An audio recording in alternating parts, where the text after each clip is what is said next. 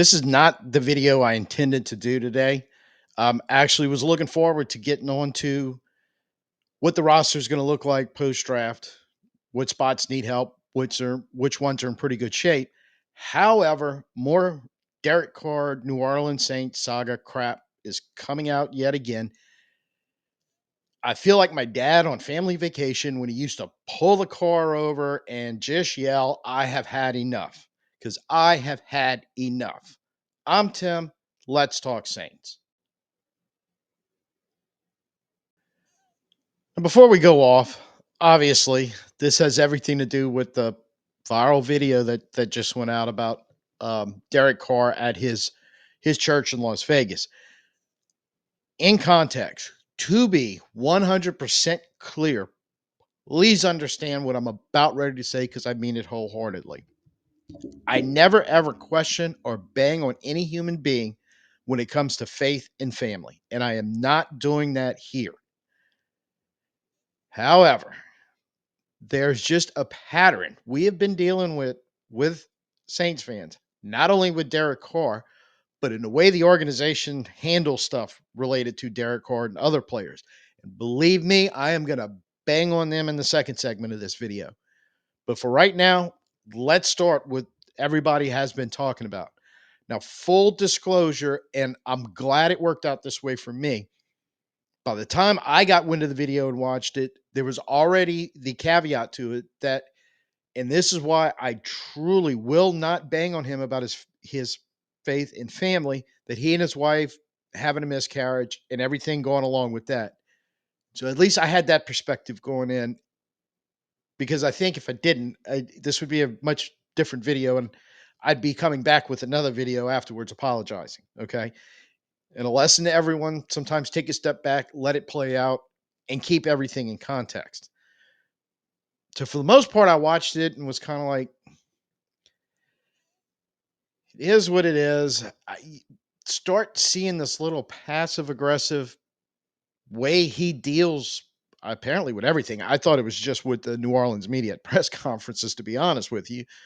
But it seems to come out. I guess that's just his mentality. Something I have never liked. Full disclosure, it's one of the things that just rubs me the wrong way about anybody who does it, much less if he's a starting quarterback in the New Orleans Saints. But it was okay at first for most of it. But there's just a very short part, really two statements he makes that pissed me off and has pushed me to the edge. Actually, beyond the edge. I'm pretty much done with Derek Carr. Despite what ESPN says, and what some lady on a podcast might think. Okay. I'll put it up somewhere above at the top, the link to the Derek Carr timeline video I did, because he has to be talking about not some lady,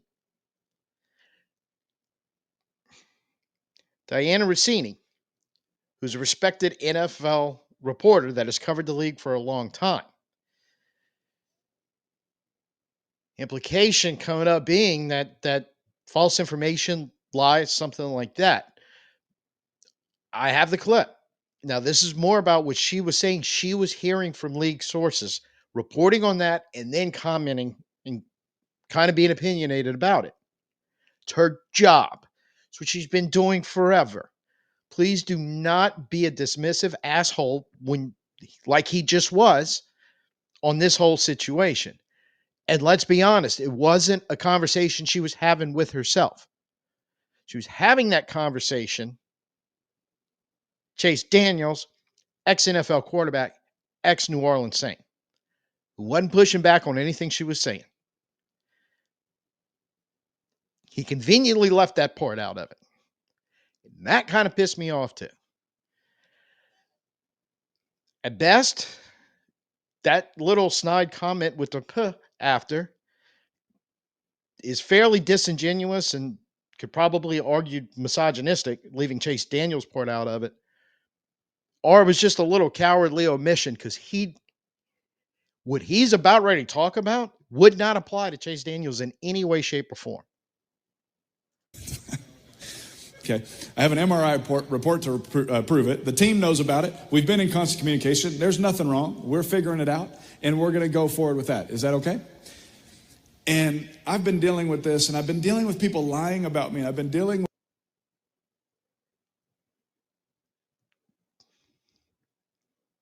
So he only brought up the lady on the podcast. I can only make the connection unless he horribly misspoke, in which he needs to come out and, hey, I misspoke. That's not what I meant. You know, the typical apology we get. But again, in the history of him talking about players and coaches that we have in his limited time in New Orleans, I wouldn't buy it even if he did it. With them saying this and that, and I'm like, Lord, why do I have to continue to deal with this nonsense? Like, what is going on? And I say that to preface with, you never know what someone's really going through. In all honesty, I'm glad I knew about his family, he and his wife's issues at this point. Okay. Because I would be like, unfortunately, I have seen some people commenting or doing videos on it, not knowing. And this would be the point I guarantee I probably would have been as jaded as this whole situation has gotten. And to be clear, it's toxic. It takes two in the relationship, and we will get to the other side of it in a second. But I'd have probably blown up right here. I'm going to be honest with you. But I'm like, okay, grain of salt. I understand. So I'm okay. I did not like the way you handled the beginning of that as far as Diana Rossini but okay, whatever. You're giving your testimony to your faith and speaking about your family. I am not going to bang on him for that. Okay. He is completely entitled to feel how he feels and have his opinion and express his opinion. Just remember I said that. And so why do we continually try to attack people? And I would say attack people that are trying to do things maybe the right way. Like maybe an NFL reporter doing her job on a podcast. Just saying. Why do we continually try? Why do we always have to have an opinion? Why do we always... Twitter and Instagram has ruined things for some people. Why do we have to have an opinion?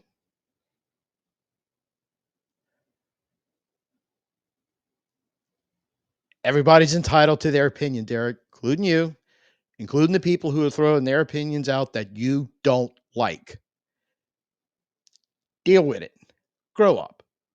Because now all these people think that they have voices that have to be heard. And so like, some people's voices don't need to be heard. And that's when I lost it. Okay? I'm looking right at you, Derek Carr. You entitled, arrogant asshole. Don't ever say that to me, because I feel like you're speaking to me right here. But nobody, look, everybody's entitled to their opinion. Everybody's entitled to their take. They're entitled to share it. It could be a good take. It could be a bad take. It could be a hot take. It could be a cold take. Many different variations. They could be completely wrong. God knows I've been on this channel with some takes that, and the receipts are out there, and anybody can go like look at them and pull them up and say, yeah, that was a bad take. I've tried to apologize for the ones I know of if I missed any, or at least corrected myself or admitted to them. But honestly, there's a lot of them there, so I probably haven't gotten to all of them. It's okay. The comments below, man. Sometimes I get hit pretty hard. Sometimes deservedly so. Sometimes not. Sometimes I get a little worked up about it, but in the end, I'm like, they're entitled to their opinion too. And sometimes you just have to go, hey, I disagree, even if they may have gotten a little personal with me, but I have to look at it and go, it's not necessarily personal. They're not attacking me as a human being. They're just like the right they have to express, I wholeheartedly disagree with you. Heard right now. I just got to be honest with you. That'd be a first. Because not one of our opinions in here matters. Did you know that? The only opinion that matters is that text right there.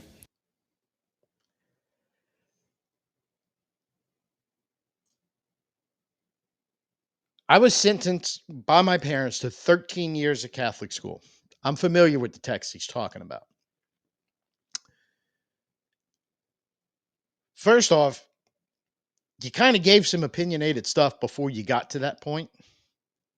So you just invalidated it with that comment. Sorry, Derek.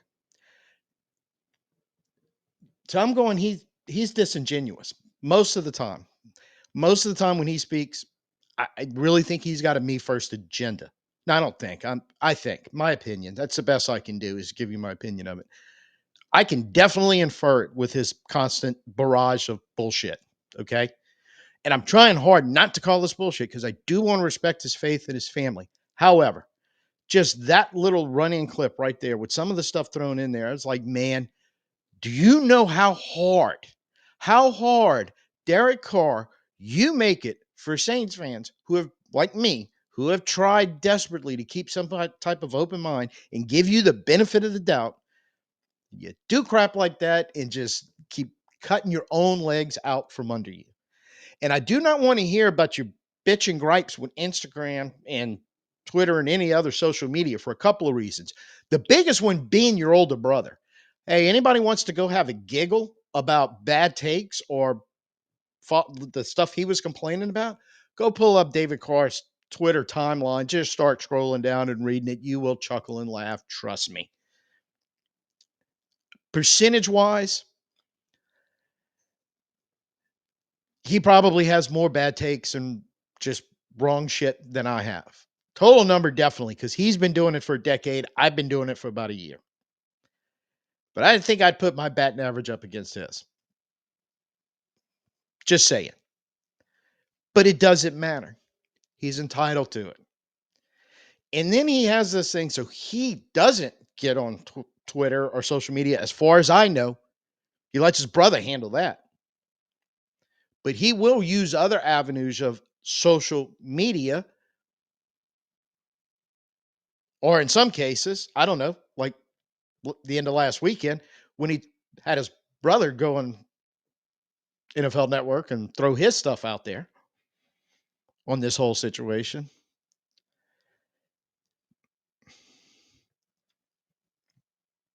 The one that kills me the most, and that all this, let's get back in the Wayback Machine. Rewind about a year ago when the Michael Thomas Saints situation, which was ugly in its own right, and regardless of anyone's opinion about who was right or wrong in the whole deal, simple fact is Michael Thomas was not with the team currently, on Twitter, banging on Derek Carr pretty hard. No denying that. Carr and Thomas and the Saints part ways.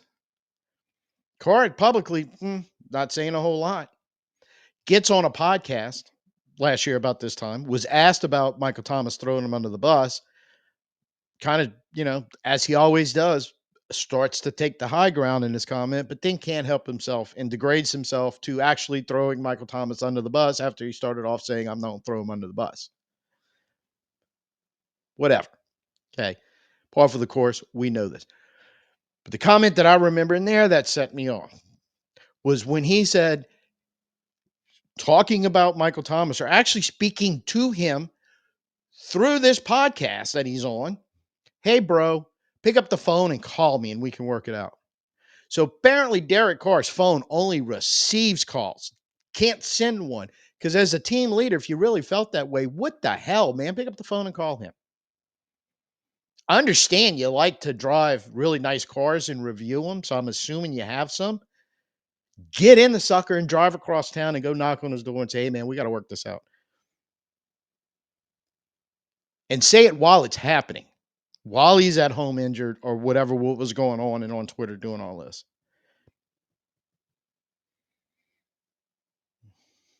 Stuff like this makes me really question his testicular fortitude. I'm sorry. That dude could probably walk in right now and throw me around this room and kick my ass. I don't care. But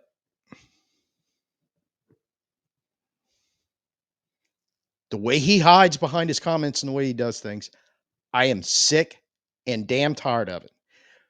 Ended on this. A lot of people have thrown it out there that, hey, he could have made statements or whatever that would have put a lot of this to bed and saved himself a lot of grief. I agree. And to a point, again, he's not the only one guilty of that. Saints organization has to take some of that heat too. Let's get around to doing that. So before we get into the kind of the Saints side of it, my issues there, full disclosure, two things. One of which, mea culpa, because in the original Derek Carr timeline video I did, I had a bad take, got something wrong, and here it is. Because what I need to mention is at the NFL owners meeting, Kellen Moore was there speaking for the Saints because Mickey and everybody else was back preparing for the draft. And Moore kind of during the interview he gave, did Derek Carr came up and kind of made a reference to, and not just about Carr. Actually, it was I think it was a more general saying of look, players are going to be with their family and all during this off season. We understand, stuff like that, and that was part of the conversation as they evolved around to will Derek Carr be there for voluntary stuff, which Moore said yes, and Carr ended up not showing up for. So my take on that was, you know, there is no conversations between the two. It's total BS. Making that and some other references. Cam Jordan appearing on Good Morning Football, kind of got a little egg on his face when talking about Derek Carr and this whole situation. But now that we know, I mean, that's some pretty personal stuff that he and his wife were going through. They probably didn't want to put it out there, and I completely understand. My issue is, well, let me play the first clip here. We've got a Mickey pre-draft press conference. The way he started it off. You've got a lot of questions about the draft, but first I want to hopefully answer the questions about Derek Carr. He does have an issue with his shoulder. We're hoping to get some resolution and clarity on that in the near future, and when we do, I'll report back to you. Otherwise, I don't have anything more to state about Derek. That was the opening statement to the pre-draft press conference about a week ago, and he didn't really do anything to diffuse the situation that had been just building and building and building and building, right? To the point where he's talking about constant communication with Derek Carr. Derek Carr had said that on several occasions when we heard something from him once all this broke, including the video we just played. So I have no reason to doubt that. But at some point, and I kind of put this more on the organization than Derek Carr because we ended the last segment with talking about, well, Derek Carr with some type of statement could have kind of alleviated some of this. True. But from the organizational standpoint, while they're having this context and all this crap is blown up around both sides, and it is good for nobody, and somebody in the organization with half a brain just go, wait a minute, Derek, let's try to work out some type of joint statement we can issue. Put a timeline on it, which is going to basically be OTAs because the voluntary is voluntary. Doesn't have to be here, but at some point in OTA/minicamp, he will be. Couldn't we? And that would have been the perfect opportunity to do it. This is what I'm going to say. This is a joint statement between Derek Carr and the New Orleans organization. And you don't have to go into details. Look, we're in contact. Derek and his family have had something that they had to deal with. It was a personal situation. We knew about it. We were okay with it. That's why we haven't spoke face to face. Let him, deal with the situation. When he's willing and ready to speak about it, he will. But we're going to leave that for him. But just know, I hate to use the term excused, but basically we're okay with it. Everybody knows what's going on, and this is just some personal issues that I'm sorry, everybody's just gonna have to suck it up. And the timeline, you could be honest about the timeline. Look, we have until OTAs to figure this out. It would be nice if he's here for the voluntary. We're hoping he can be. He's hoping he will be, but we just don't know yet. But we feel like the situation is going to be resolved by OTAs. That's that. And I'll go you one better. Instead of having Mickey doing it right there, you could have probably done it a little earlier and asked Miss Gale to do it. And I'm pretty sure she would have. That's that. Now that has the ammunition for either side at any point going, look, y'all just need to be patient. Now, that's something that the media and the fans are not good at. I get it. But at least you have a buffer, a firewall. Because it's largely the fans and the media. Honestly, we're the ones adding fuel to this fire and that whole situation. But part of that is we're aggravated, we're pissed off, we don't know anything. And that wouldn't have told us anymore. But at least send some reassurance to, and I think the majority of the media and the fan base would have understood, went, okay, there's something going on there. We don't necessarily need to know right now. They'll fill us in, but they're working on it. It's all going to work out. Okay, let's go concentrate on something else to moan about, right?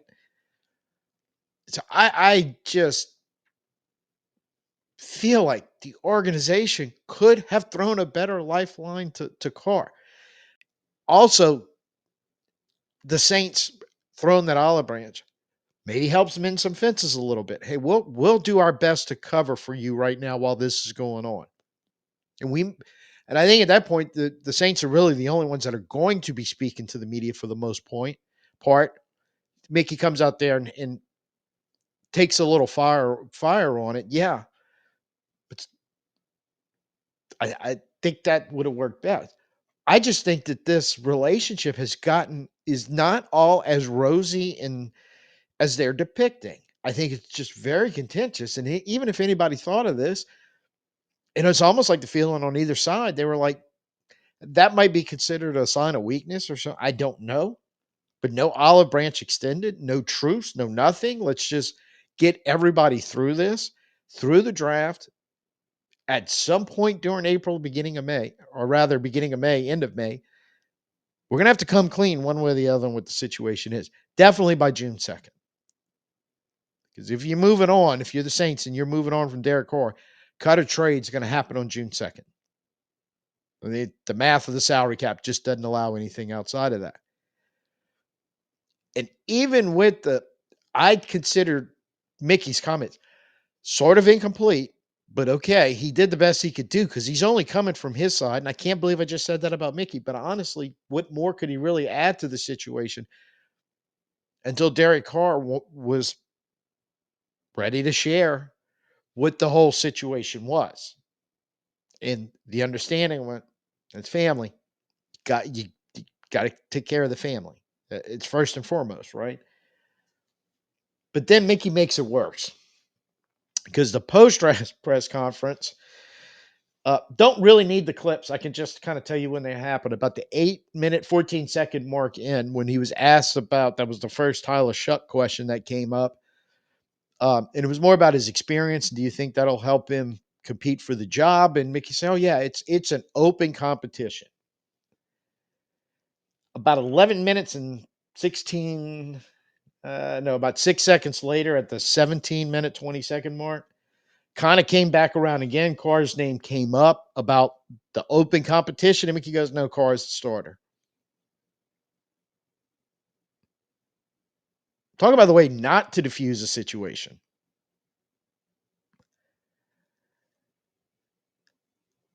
Is it an oversight? Did he get blindsided? He had to have known questions like that were coming to not have just a public stance on it.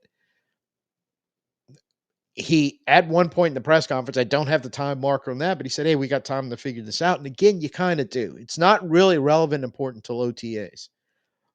And the thing is, now that this is out here, and some of his teammates, all of them may have known, and everybody was keeping this quiet, is they're going to give him a certain degree of understanding. And it seems like you had to tell them. Because if not, then you have the possibility, maybe if somebody going off reservation. I don't think so. I think with the new coach here and everybody's minding their P's and Q's and a little bit of, I get also with the players, And it's really none of my business because that's his money. And players don't want to mess with another player's money, and I don't blame them because you want an unhappy locker room. That's one way to get one. So overall, I don't think the Saints did him one single solid favor in the way they handled publicly. And the thing is, because of the as this situation played out, combine, free agency, um, getting into the draft, post draft, that whole month and a half stretch, there was going to be multiple opportunities, and there were for people with microphones and cameras to get in front of a Kellen Moore, of a Mickey Loomis, and whoever else, and start going down these roads and just keep tearing at the threads. And that's how you get to the point. Twitter and Instagram and YouTube and podcasts with Diana Rossini, everything else, everybody is just jumping in the, me included, jumping in there, trying to go, what in the hell is going on? And then when incomplete bits of information, like now we're starting to find out we had the whole time, and we didn't need the whole story, we didn't need the complete picture, but you could have given us enough for everybody to be sitting back just slightly and going, you know what? There's some other stuff that needs attention on this team. There's my opinion and take on it for whatever it's worth. I'm sure Derek Carr is going to hate it, and I'm probably not entitled to it or shouldn't say it, but feel like I am. And there it was. I just did. So, like I said, coming up, next two videos, we'll try to get back into what I was hoping we could do and really start looking at the roster.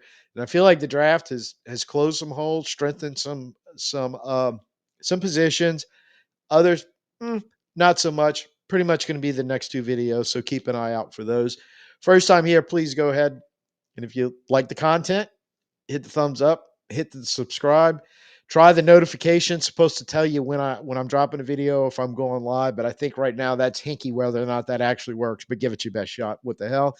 Of course, leave them down in the comments. And as a final thought on the comments, I'm gonna warn you right now, the hardcore car supporters, you're entitled to your opinion. You can put it down there, but you almost have zero chance of changing my mind on any of this. I believe the only person that can truly do that is Derek Carr himself. So, till I see you next time, I'm Tim. Peace out and who dat.